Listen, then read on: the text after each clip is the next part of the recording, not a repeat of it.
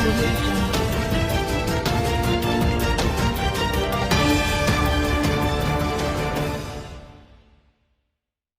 साहब आपका बहुत बहुत इस्तकबाल है हमारे प्रोग्राम में जी। शुक्रिया। मैं मुद्दे की बात पे आता हूँ फिर साहब कि ये लॉकडाउन का 2 महीने से ज़्यादा का जो अरसा है वो गुजर चुका है और बहुत जल्दी ही इंशाल्लाह ताला ये वक्त निकल जाएगा इंशाल्लाह। अब लॉकडाउन के बाद में जो सबसे बड़ा सवाल आता है लोगों के सर्वाइवल और बिजनेस को रिज्यूम करने का जी। पूरे हिंदुस्तान ने इस मुश्किलों को बर्दाश्त किया है, फेस किया है। अब सब लोगों को अपनी ज़िंदगी की शुरुआत फिर नए सिरे से करनी है जी। तो इसमें ख़ासतौर से हम माइनॉरिटीज़ की अगर बात करें, मुस्लिम्स की बात करें, तो किस तरह से ज़िंदगी शुरू कर पाएंगे इन मसलों को लेकर के? क्या कहेंगे? देखिए ऐसा है शम्स साहब कि बहुत आने वाला दौर जो है बड़ा चैलेंजिंग टाइम है और ये बात भी छुपी नहीं है कि हिंदुस्तान में डिफरेंट कमीशन की रिपोर्ट्स आई, चाहे सचर कमेटी हो या जितने भी हों, आज इंडिया में एक बहुत बड़ी majority of the world Muslims lives in India, Hindustan में रहते हैं।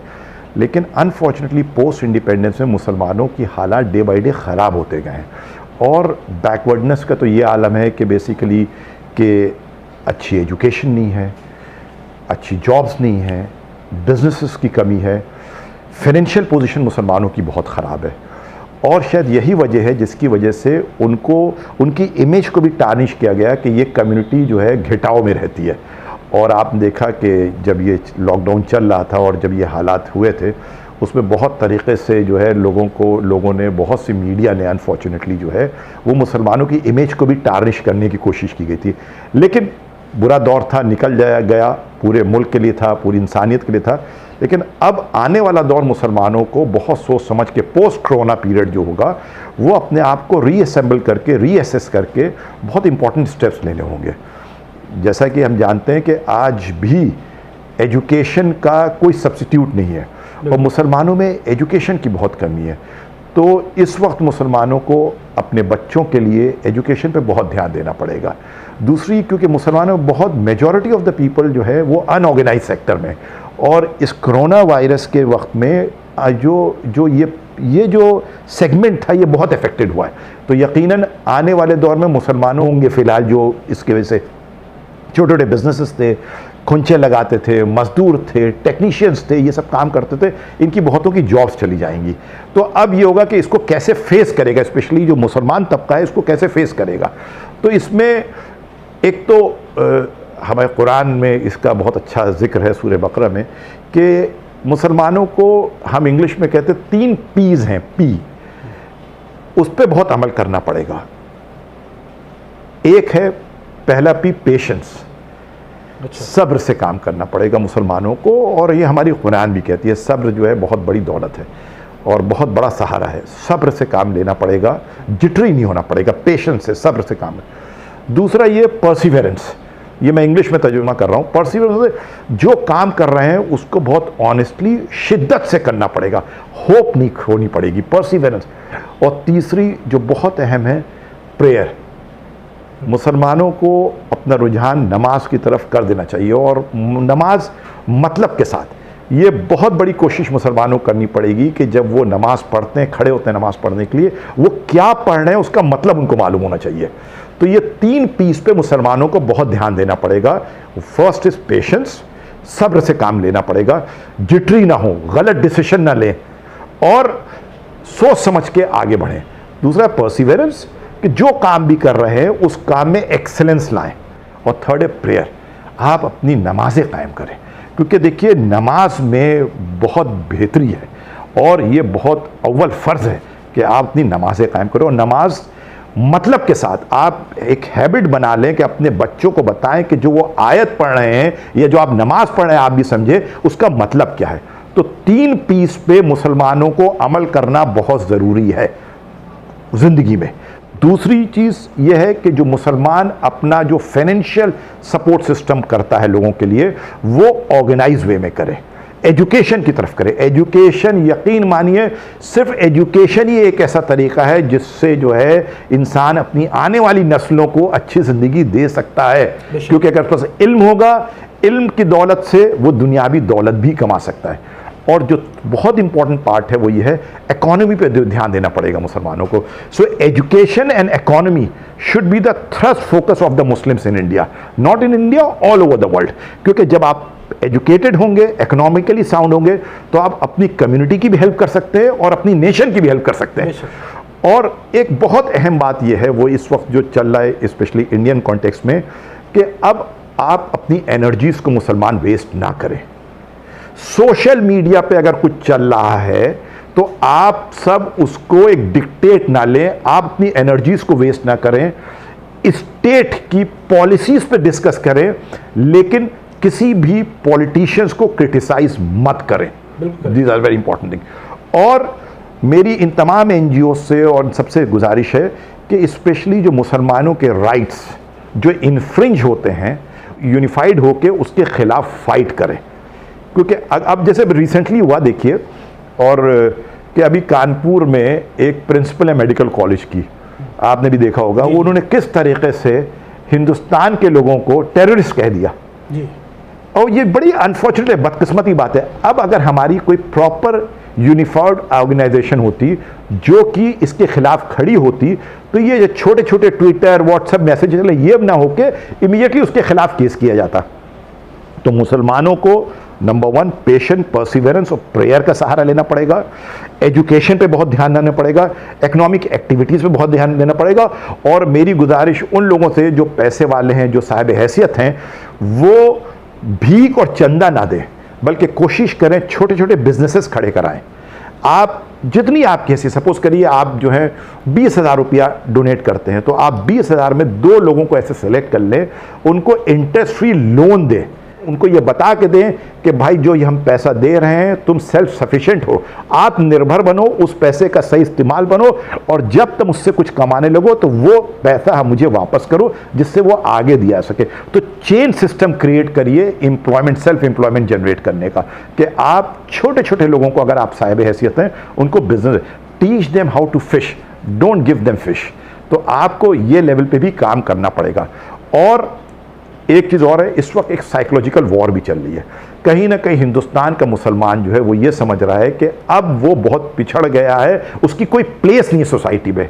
ऐसा नहीं है, यकीनन थोड़े से हालात ख़राब हुए हैं, ये इसको तो डिनाई नहीं किया जा सकता, लेकिन आप अपने आप को साइकोलॉजिकली इंफीरियरिटी कॉम्प्लेक्स में मत लाएं। अगर आप साइकोलॉजिकली वीक हो गए तो आप फिर कोई भी तरक्की नहीं कर सकते। तो आपको सब्र करना होगा, खुद एज एन इंडिविजुअल। ऑर्गेनाइजेशंस जितनी हैं जो हेल्प कर रही हैं, बहुत काम कर रही हैं, इनको यूनिफाइड होना पड़ेगा सबको। एजुकेशन और इकोनॉमी पे मुसलमानों को बहुत काम करना पड़ेगा, ज़बरदस्ती अपनी एनर्जीज को वेस्ट नहीं करना पड़ेगा, डिस्कशंस डिबेट्स में पार्टिसिपेट नहीं करना पड़ेगा, और आप फैमिली वैल्यूज़ को बहुत अच्छी तरीके से इंटैक्ट रखें। आपके पास जो भी है वो आपकी फैमिली है। अगर आपका पेड़ बचेगा तो आपके फल अच्छे निकलेंगे। तो आपको you have to really introspect करके अपने अंदर देखते हुए अपने वेस्टेजेस को भी बचाना पड़ेगा, ज़बरदस्ती डिस्कशंस पे नहीं जाना है। आपने बड़ी अच्छी बात कही कि एजुकेशन बेशक एक ऐसा हथियार है कि ये हर इंसान के पास होना चाहिए। जी बिल्कुल, क्योंकि इससे ही वो रोशनी आपकी आंखों में आती है, जिससे आप अच्छी और बुरी चीज़ों को समझ सकते हैं, नज़दीक और दूर की चीज़ों को महसूस कर सकते हैं। हमारे हिंदुस्तान की सरकार ने हमेशा अच्छे काम किए हैं। बेशक माइनॉरिटीज़ के लिए एक अच्छी स्कीम्स आती हैं, कुछ कोटा है जिसके लिए फंड रिलीज होता है, लेकिन लोगों को इल्म ना होने की वजह से उसके फ़ायदे हासिल नहीं हो पाते हैं, जस्ट बिकॉज ऑफ एजुकेशन। कि अगर एजुकेटेड हैं लोग तो जो लोग इसको जानते हैं उसके फ़ायदे उठाते हैं, लेकिन काफ़ी लोग ऐसे हैं जो इसके बारे में जानते ही नहीं है और वहाँ तक वो मदद सरकार की पहुँच नहीं पाती। दूसरी एक चीज़ ये है कि हिंदुस्तान के अंदर, जैसे कि इस्लाम के अंदर कहा गया है कि जिन लोगों का पैसा बैंक में रहता है तो बैंक एक इंटरेस्ट देती है जी, उस इंटरेस्ट को लेना एक मुसलमान के लिए बेशक हराम है। जो लोग ये जानते हैं वो अपना पैसा इंटरेस्ट का बैंक वालों से रिक्वेस्ट करके वो सेपरेट करते हैं, उसका 1 साल का 6 महीने का एक टाइम होता है, वो उसको सेपरेट करते हैं। वो एक बहुत बड़े अमाउंट की शक्ल में लोगों के पास इकट्ठा होती है जी। उसका लोग इस्तेमाल पर्सनल लेवल पर किस तरह से करते हैं नहीं मालूम। तो अगर उसके लिए आपकी तरफ से क्या मैसेज होगा कि उस पैसे का किस तरह से इस्तेमाल करें ताकि वो लोगों को एक अच्छी मदद और ज़रूरतमंदों तक पहुँचे। ज़कात तो साल में एक बार रमज़ानों में लोग देते ही जी हैं, जी जी जी लेकिन उसमें भी जो तरीका है वो ठीक से ऑर्गेनाइज हो। जिस तरह से लोगों के अमाउंट की अगर बात करें तो इतना बड़े लेवल पर अमाउंट ज़कात को लोगों को साल में जाता है कि अगर उस पैसे को सही इस्तेमाल करें तो मुझे लगता है कि हिंदुस्तान के काफ़ी उन लोगों की मदद की जा सकती है और गरीबी दूर की जा सकती है। उसके लिए आपके पास क्या तजवीज़ होगी, किस तरह से ऑर्गेनाइज करना चाहिए? देखिए, हर मज़हब में अच्छाइयाँ हैं। बेशक इस्लाम बड़ा कंटेम्प्रेरी साइंटिफिक मज़हब है, पहली बात समझिए। इसका अनफॉर्चुनेटली पूरे वर्ल्ड वाइड जो प्रचार हुआ है या जो इसको जिस तरह बताया गया है उसको गलत तरीके से इंटरप्रेट करके बताया गया है। इस्लाम एक सेल्फ सफिशिएंट रिलीजन भी है, it's a way of life also. Economy पे आप आ जाएं जिसकी आप जिक्र कर रहे हैं, अगर मुसलमान अपने ही फंड्स को लॉजिकली साइंटिफिकली मैनेज करे जो उसका मजहब उसको बताता है, यकीन मानिए कोई भी मुसलमान भूखा ना सो सकता है और ना कोई मुसलमान इलिटरेट रह सकता है, क्योंकि इसके अंदर इट इज सेल्फ सफिशिएंट। इतने प्रोविजंस हैं इसके अंदर, ज़कात है, उसके बाद आप अब तो ये कहा जाता है कि आप एक सीड से दूसरा प्लांट लगाएं, दूसरे प्लांट से तीसरा प्लांट लगाएं। मुसलमानों में देखिए, अगर आप देखिए बहुत बेसिक सी बात है, मुसलमान में इक्वालिटी का बहुत बड़ा वो है, लेकिन अनफॉर्चुनेटली हम लोग वो फॉलो नहीं कर रहे हैं। हम एक दूसरे पर यकीन नहीं करते हैं, एक दूसरे का ट्रस्ट बहुत जल्दी तोड़ देते हैं। तो पहले तो हमारे ये जो फंड्स हैं इसको बहुत साइंटिफिक वे में, यूनिफाइड वे में, इम्पैक्टफुल वे में यूज़ किया जाए। हम सब छितरे में हैं, ये सारी चीज़ें हमारी छितर गई हैं। तो पहले जैसे हमारी पहले वक्फ थी, बोर्ड्स थे, इन सबको रीऑर्गेनाइज करना पड़ेगा, रीमैनेज करना पड़ेगा, एक रीडिफाइन करना पड़ेगा और ऑनेस्ट लोगों को इन सब जगहों पे आना पड़ेगा जिससे कि सबको बांधा जा सके, सबको जो है इसका सही यूज़ किया सके। जहाँ तक इंटरेस्ट की जो आपने बात कही, यकीनन बहुत अच्छी बात है, क्योंकि अब एक मॉडर्न सिस्टम है। इसमें देखिए यूजरी और इंटरेस्ट में फ़र्क होता था। जो पैसा आपका एक्स्ट्रा बैंक में पड़ा हुआ है जिसका इंटरेस्ट आप नहीं लेते हैं, आप एक ऐसी तंजीम नेशनल लेवल पर बनाएं कि वो पैसा उसको सबका ट्रांसफ़र हो जाए जो ना लेना चाहे। और वो पैसा जो है वो हमारे इंस्टीट्यूट्स बनाने में, हमारे बिजनेस खड़े करने में काम आए, क्योंकि बहुत से लोग इंटरेस्ट नहीं लेते मुसलमानों में, बल्कि मैं कहता हूँ 80% लोग इंटरेस्ट नहीं लेते हैं आज की डेट में। तो वो पैसा भी क्यों वेस्ट हो, उस पैसे को सही यूज किया जा सकता है।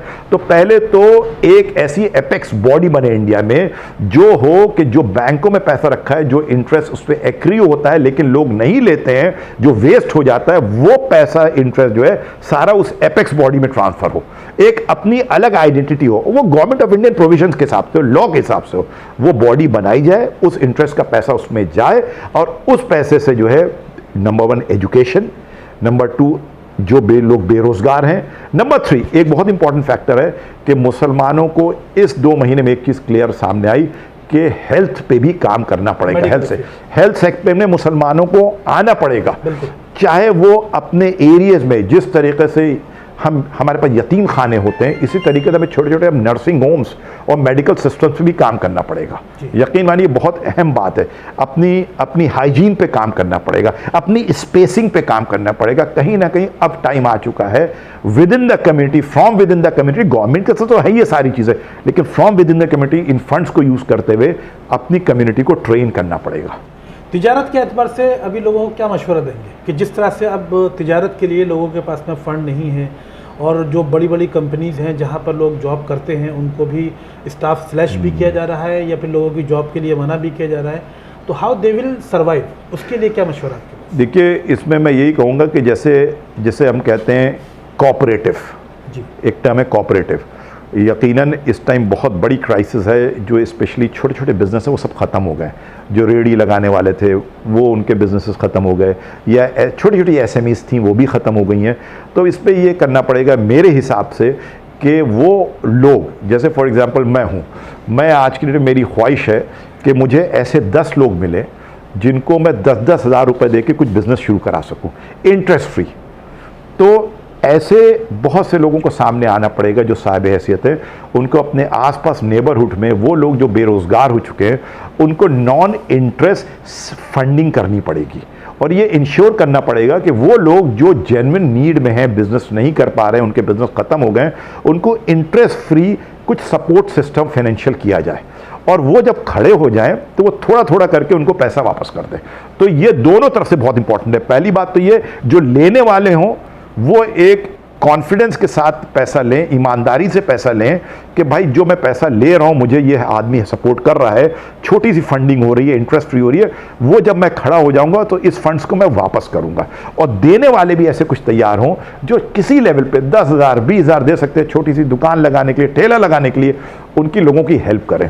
और अगर ऐसे 10 लोग मिल जाए तो एक छोटा सा बिजनेस शुरू करवाने के लिए पैसा दे सकते हैं। उसके मेरे जैसे 10 लोग मिल जाए, 1 लाख रुपए किसी की जरूरत है, उसको 1 लाख रुपए इंटरेस्ट फ्री दे दिया जाए, और वो जब वो खड़ा हो जाए और उसके पैसे वापस आने लगे तो वो 500, 1000, 2000 रुपए दे दे के वापस करें। तो विद इन द कम्युनिटी एक दूसरे का हाथ पकड़ना पड़ेगा और फंडिंग करनी पड़ेगी, ये बहुत इंपॉर्टेंट है। अच्छा, दूसरा ये है कि जो उससे ऊपर के लोग हैं उनको गवर्नमेंट की बहुत सी पॉलिसीज आई हैं, अपने चार्टर्ड अकाउंटेंट से मिलें, अपने अकाउंटेंट से मिलें, मालूम करने की कोशिश करें कि गवर्नमेंट की वो ऐसी कौन सी सुविधाएं हैं, कौन सी फैसिलिटीज है जिसका वो बेनिफिट उठा सकते हैं। Correct. वो अपने चार्टर्ड अकाउंटेंट से रिटर्न फाइल कराने जाते हैं, उनके पास अब जाएं, उनसे पूछें ये बताइए मेरी ये पोजीशन है, ये है, मैं इसको कैसे।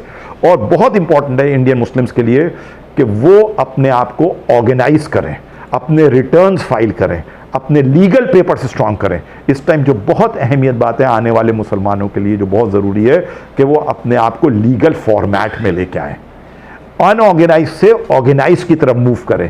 ये बहुत इंपॉर्टेंट है क्योंकि आने वाला दौर बहुत टफ होगा। गवर्नमेंट की ऐसी पॉलिसीज आएंगी जहां पे अगर आपका पेपर्स नहीं होंगे, आपके बिजनेस के रिटर्न्स नहीं होंगे, आपको तकलीफ आएगी। तो लीगल फॉर्मेट में इंडियन मुस्लिम्स अपने आप को लेके आए, जो जिस लेवल पे हैं प्लीज़ ये ज़रूर करें, बहुत इंपॉर्टेंट है। एक इन जनरल बात कर रहे हैं हम कि पिछले टाइम में ड्यूरिंग लॉकडाउन सभी ने अपील की गवर्नमेंट से, और गवर्नमेंट ने भी अपील की कि स्कूल की फीस रेंटल लोगों को 3-3 महीने के लिए माफ़ किया जाए या उसको कम किया जाए, लेकिन ऐसा नहीं हो रहा है। गवर्नमेंट की अपील के बाद भी स्कूल वालों ने फीस मांगना शुरू कर दिया, मांग रहे हैं, लेकिन बहुत सारे इंस्टीट्यूट और स्कूल कॉलेजेस ऐसे हैं जो मुस्लिम ओनर्स भी हैं, वो सब चला रहे हैं। तो अखलाकी तौर पर उन लोगों को किस तरह से मदद करें। एक किसी ने, मैं आपको बता देता हूँ, किसी का एक बड़ा अच्छा कॉन्सेप्ट मैंने सोशल मीडिया पर सुना कि फॉर एग्जांपल अगर उनके यहाँ पर जितने स्टूडेंट्स हैं उनकी फ़ीस के हिसाब से जो रेशो आता है, फॉर एग्जांपल 1 लाख रुपए की फ़ीस आती है और उनके स्टाफ की जो सैलरी है पूरे स्टाफ की, वो सैलरी है 50,000 रुपये की या 60,000 रुपये की, तो 1 लाख रुपए आना है और 60,000 रुपये उनको जाना है जी, 40,000 मुनाफा। कोई भी ओनर जो है अपनी जेब से सैलरी दे 3 महीने की, ये उसको भी अच्छा नहीं लगेगा। और जो लोग फीस देने वाले हैं वो इस कंडीशन में फीस देने के लिए तैयार नहीं है क्योंकि उनकी इनकम नहीं है। जी जी। अब सैलरी जिनको चाहिए, स्टाफ है, उनको सर्वाइव करने के लिए पैसा चाहिए। अभी ट्रायंगल फंसता है, तीनों की ज़रूरतें हैं और तीनों के एक दूसरे से जुड़े हुए हैं। इसका सोल्यूशन है, तो उसमें एक बड़ा अच्छा सोल्यूशन किसी ने मुझे बताया, मैं आपसे शेयर करता हूँ, उस पर आप किस तरह से एग्री करते हैं मैं आपसे वो जानना चाहूँगा। कि उन्होंने ये कहा कि अगर वो 60,000 रुपये जो उनको देना है उसका 60 या 70,000 रुपये अगर वो थोड़ी थोड़ी फीस माफ़ कर दें, 40%, 50%, और वो पैसा ले लें, तो ओनर को अपनी जेब से सैलरी नहीं देनी पड़ेगी। और जो पैसा उसमें से आएगा, अगर मान लीजिए उनकी 100% सैलरी है तो उसको हम 75% सैलरी रिलीज़ कर दें जी, और छोटा मोटा जो मेंटेनेंस है वो ओनर्स अपने पास रख ले, क्योंकि उसको पास तो पूरे साल आना है और लाइफ टाइम आना है। ट्रू। अगर ये 3 महीने का प्रॉफिट वो कम कर दे तो मुझे लगता है कि देने वाले को भी सहूलत मिलेगी, लेने वाले का भी काम चल जाएगा, और जो ओनर्स हैं उनको कोई फर्क नहीं पड़ेगा क्योंकि वो लोग बड़े लेवल पर हैं। तो इस तरह के कॉन्सेप्ट जो लोगों के जहन में चल रहा है, तो आप इसके बारे में क्या कहना चाहिए? देखिए, ऐसा सिर्फ ये एजुकेशन फील्ड में नहीं, स्कूल्स में ही नहीं, ये हर जगह हो सकता है। फॉर एग्जाम्पल, आपको कहीं ना कहीं कंप्रोमाइज करना पड़ेगा अपने प्रॉफिट्स पे।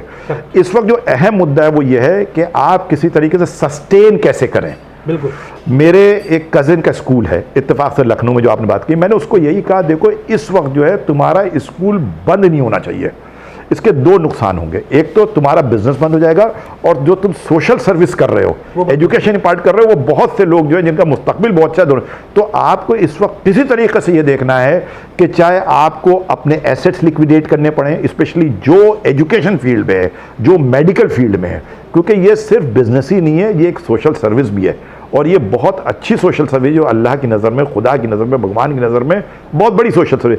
पहली बात तो ये कि एजुकेशनल इंस्टीट्यूट्स इस वक्त बंद नहीं होने चाहिए बिकॉज ऑफ फीस नहीं आ रही है, that is the one thing, because सिर्फ उनका मोटिव प्रॉफिट नहीं होना चाहिए। दूसरी चीज़ ये, टीचर्स जो वहाँ पढ़ा रहे हैं उनके भी इस टाइम ये रियलाइज करने का टाइम है कि they are into a very noble profession, even if they are not getting the salaries वो अपनी एजुकेशन देना, इम्पार्ट करना ना बंद करें, which I am very sure.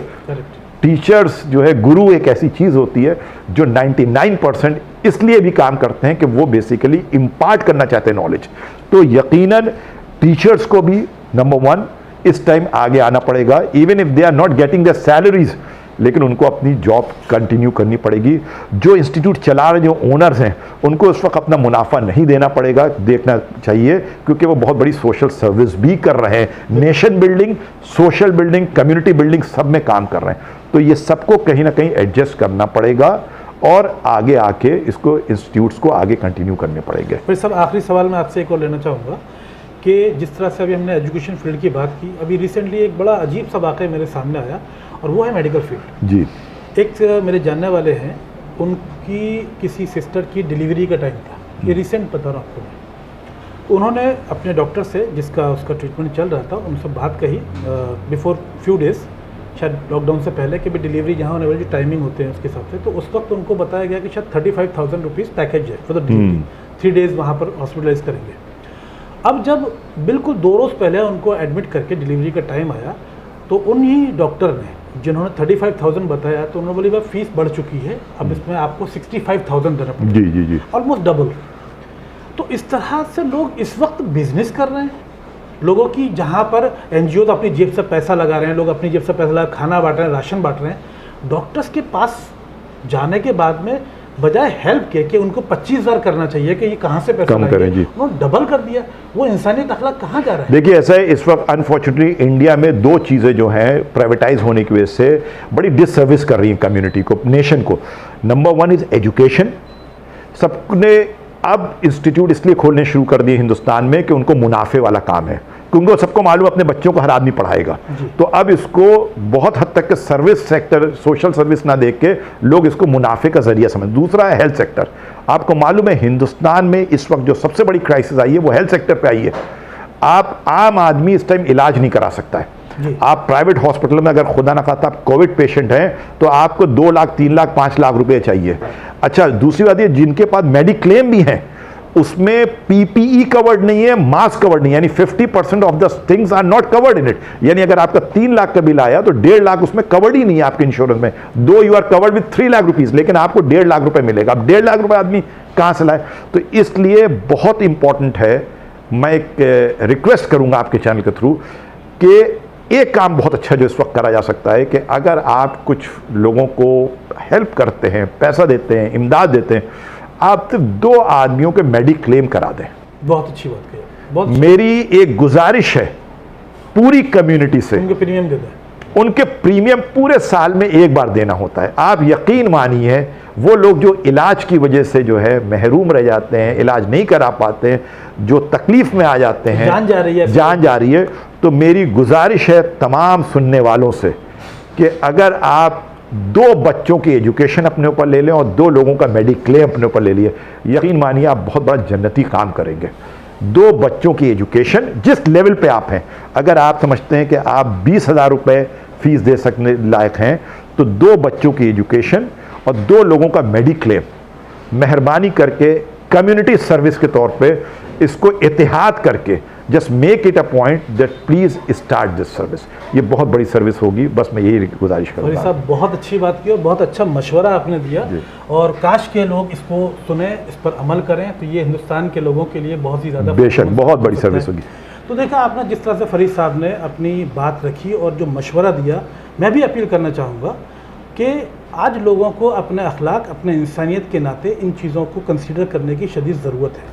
जहाँ तक हॉस्पिटल की बात है, मेरे डॉक्टर से हाथ जोड़ के अपील है कि प्लीज़ आज बिज़नेस को थोड़ा सा अवॉइड कीजिए। आपके जो एक्सपेंसेस हैं, आपकी जो ज़रूरतें हैं, उस पर नुकसान बर्दाश्त मत कीजिए, लेकिन इस वक्त आप फीस मत देखिए, इस वक्त कमाने का ज़रिया मत तलाश कीजिए, आप पेशेंट्स को कस्टमर मत समझिए। आज आपको ज़रूरत है अपने आप को एक इंसान साबित करने की, जो आप हैं। सिर्फ आप नज़रअंदाज कर रहे हैं अपने अंदर जो छुपे हुए इंसान को। ज़िंदगी पड़ी है, बेशक बहुत दौलत कमाई जा सकती है, सारी ज़िंदगी पैसा कमा सकते हैं, लेकिन ये चंद दिन, ये जो मौका है, आज इस वक्त अपने बिजनेस को थोड़ा सा अवॉइड कीजिए, भूल जाइए, साइड में कीजिएगा। फरीद साहब ने अभी जो बात बताई वो बहुत खूबसूरत बात है कि अगर हर इंसान जो कैपेबल है अपने आसपास अपने जानने वाले 2 बच्चों की एजुकेशन का खर्चा अपने ऊपर ले लें और 2 आसपास के ऐसे लोगों की जिम्मेदारी ले लें जिनका आप मेडिक्लेम यानी कि उनकी पॉलिसी ख़रीद कर उनका प्रीमियम भर दें, तो कम से कम उन 2 लोगों की ज़िंदगी की जो सेफ्टी है, यानी मौत ज़िंदगी अल्लाह के हाथ है, लेकिन अगर उनके साथ कोई वाक़या पेश आता है तो आपके चंद रुपये जो प्रीमियम जो आप पे करेंगे उस कवरेज से उनकी मुश्किलें आसान हो सकती हैं। और मदद करने के लिए बहुत सारे ज़राए हैं, बहुत सारे तरीक़े हैं, ये बताने की ज़रूरत नहीं है, आप भी जानते हैं, हम भी जानते हैं। बस ज़रूरत है तो हमें अपने आसपास में अपने ज़रूरतमंद लोगों की तरफ झांकने की, उनको महसूस करने की, उनको ज़रूरत नहीं है कि वो आपसे मांगे तभी आप दें, उनके बगैर मांगे आपको उनकी मुश्किलों को, उनकी ज़रूरतों को महसूस करना है और आगे बढ़ के उनकी मदद करनी है। यही हम सब के लिए बहुत ज़रूरी है। हम अपने हिंदुस्तान को भी मजबूत कर सकते हैं, अपने आप को मजबूत कर सकते हैं, ये हम सबको सोचने की ज़रूरत है। बस इसी के साथ मैं अपनी बात खत्म करूँगा। आप देख रहे हैं विरासत टीवी, देखते रहिए। Thank you so much.